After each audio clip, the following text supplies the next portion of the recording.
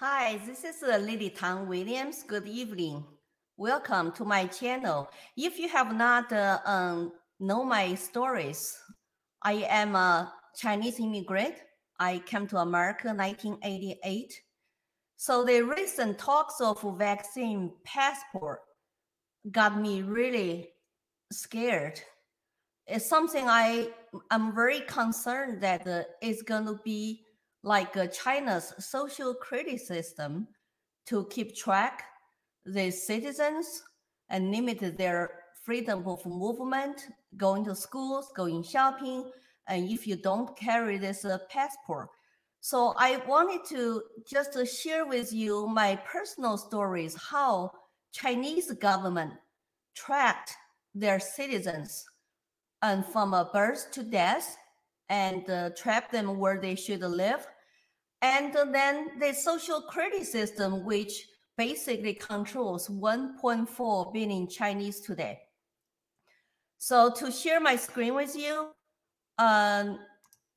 you will see some PowerPoint, very short PowerPoint I put together with you. And when I'm doing this, I cannot answer your questions. I hope you will put your comments, questions on my Facebook or on YouTube channel. Anyway, I welcome you share and like and subscribe to them and get your friend to watch with you. So to share with you how I grew up under Mao's regime during the Cultural Revolution. And the first slide here, I'm going to show you. This is my parents when I was a little girl on a little horse. We were so poor to take a family portrait. We go to the government-run studio, and my aunt insisted to be in because she never took pictures. And so we pay money, we stand in line. The story about tracking Chinese citizens even exists today is that when my parents decided to get married, they need a government blessing, Ministry of Love, to prove their marriage. Because my dad was part of Communist Party as a member, my mom was not. So they would do a background check on my mom, make sure my dad, which was like a red class, right? My mom was just like in the middle, but not party member. And they would do some kind of background check on her, check her family status, make sure she was not a black family. And so then give them a permission to get a marriage license and get married. Once you get married, you form a household registration. And to share you, what you will need to do, you go to the police station with all your papers, your marriage license, and you go get basically this household registration. This household registration is called a household register. It's like a little booklet, and all the household got to have this one. It's like also national ID. Without this, you cannot go get the government food rationing coupons. When I was a little under Mao, and today you have to use this to go get open up your bank account and go to schools, get the healthcare benefits, and this inside the word say your names, your address, and who do you work for. I remember I saw our old one, and who is on there. So you cannot just pack up your bag to live. You're supposed to live what your household registration tells you to live. And what happens when I was born, then I become the first child of my parents. That's a part of a household too. So they're going to register me as the child, first child of my parents. And when I become eligible to go to the government school, and they will make me a student file. So this is a student file picture of me in middle school, a young red guard, wear white shirt, green jacket. Here's a little plaque, says a red guard, and approved hairstyle, 2 braids. And then this student file will include a picture like this every year. Once a year, you change your photo so they know what you look like. Because when you become a teenager, you know, you might look very different. They want to know exactly what you look like. So you change your picture really. And of course, when I was in government schools, it's all lined up students and get vaccines every year and no permission, no consent from parents necessary. We all belong to the states, including my parents. And the student file in old days might be a big brown envelope. And this is the one might look like more recent years. And I don't know if they all have a digital file today or not, since I left China in 1988. And this is a secret file. So no parents are allowed to see what's inside. And you are never allowed to see what's inside. But it's shared by all government agencies and by all employers, including future employers.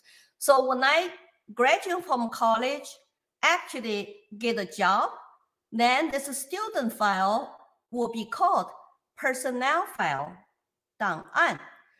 And that will track you pretty much until you die. So this everybody's data is very trackable. And of course, today we have a so-called famous China's social credit system. The social credit system will look like this. This is an example of Jiangsu province.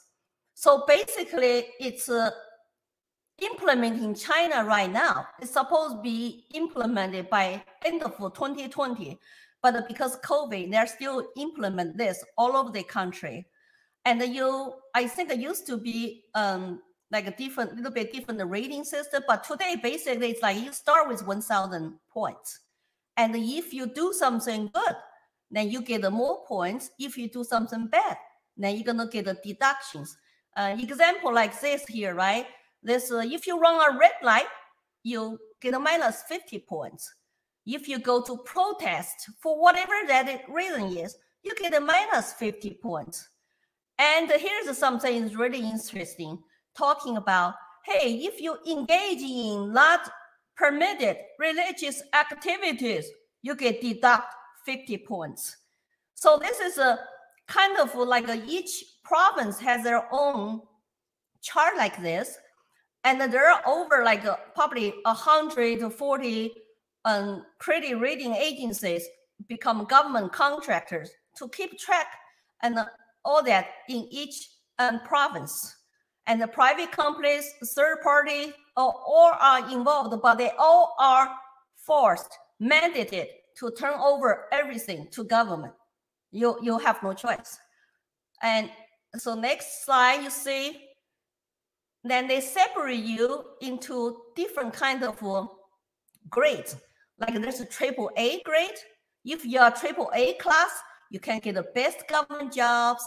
You can get the best interest rate loans. As a business, you get also deals, because this also apply not just for private citizens, but all business too. And even government agencies, there's a different kind of system, but it's similar. So if you are AAA, you are the best, and you are good at the AA level. A is okay, so B is not too bad. But by the time you reduce your points, you become C or D ranking, then you are in trouble. By the time you get a D, then you get on a list. Then that list will be published. People will see who is on that list. For example, if your score is going to be less by having some WeChat groups, let's say. On the WeChat group, you post something doomed to be not PC, then not just you and your friends all will get minus points. And if you are D, you get on blacklist. You cannot take an airplane trip. You cannot buy a train ticket. You cannot go abroad. Cannot apply for your passport. I remember that it took me 7 trips when I want to come to the United States to get my passport, private citizen passport. But you need your party boss in my law school That time I was faculty member in law school in Shanghai. I need to get a permission from him to go apply for passport to quit my job. If you don't have that, you cannot travel. I heard today the Chinese private citizens passports, or if you work for government, you have government passports. They're all subject to some kind of inspection and credit system. So nobody wants to be having a D grade. If you have a D ranking and you will be on blacklist, it will take you minimum 2 years to repair your credit score and social credit score. And sometimes it's 5 years. But then by that time, if you are dissident, you already got locked up, you went to jail, you might not care what your score is anymore. But still, this is the pressure public opinion formed against people who are dissidents. Your party is always right. So you better not to say anything anti-government, especially on social media. Another consequence is if you have a C or D, you cannot get a mortgage. You cannot go to the best school. Your children cannot go to the best school. And at a certain point, you probably just will be stuck where you are. Then you think that's terrible, right? That's basically become little slaves. But that's how it works. Let me show you the next slide. But the propaganda, you will think, how could the Chinese live like that? Not what you think. The 1.4 billion Chinese, some of them are quite fine with this system. They bought into the government rhetoric for years. It's good for society. Everybody conforms, have good behaviors. Look at those girls, so happy, show their credit score on their cell phones. So if you download on your cell phone the good apps, for example, and you might get 10 points. But if you download something you're not supposed to download, and then you get minus points. I know there's a Chairman Xi's red little app, like most little red books. So the party members can get extra points by download Chairman Xi's app and study and pass the test. And if you're a journalist, you need to study that. You need to get a state license to engage in journalism and become a reporter. If you are religious leaders, you also need to pass some kind of test to become licensed preachers. So it's as simple as that. And so party, remember, is always right. Next screen, you will say in China today, there are over 200 million public cameras with facial recognition features. So if you say you run a red light, right, you get caught. Or, if you do something bad and even speeding, then you get a minus point. You are tracked almost like everywhere, public places you go to. And you financially, you're also tracked by your banks. But the people who read the banks and your behaviors and your financial transactions, and now they push all the financial transactions is on your cell phone. And so everything is tracked. When you do money exchanges, when you buy and sell stuff, and I think China has been promoting their own digital currency. So no more cash, because cash is not trackable. And look at those people just by simply walking down to the streets, and they might not realize, but you are on camera, and then goes to a computer system. And even foreigners who go to visit China, you are subject to this. So there's no privacy at all. When I was growing up, privacy, it was just an alien concept. I never heard of it. Our homes were open to Communist Party committee members and the leaders from our block committee come to sit on your home in your bed to talk to you, make sure you are loyal, you are very, very PC. Your teachers, principals had home visits, and we did not have phone, no appointment necessary. You just come in, knock on your doors. Everybody knows where you live, okay? because you cannot live off the grid, and all your information is on household registration, and all your private information as an individual is on your personnel file. In China, if they want to catch you today, doesn't matter who you are. I think maybe take a few minutes, a few hours, they will know where to get you.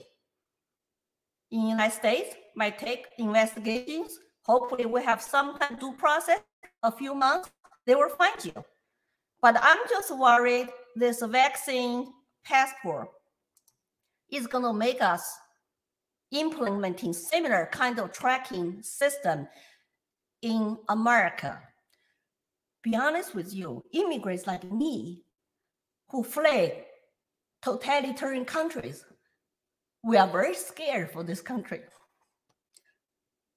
So how is this going to work? I don't know. I think if we let this to become China's credit system, my warning to you, America will be done. That's how serious that is.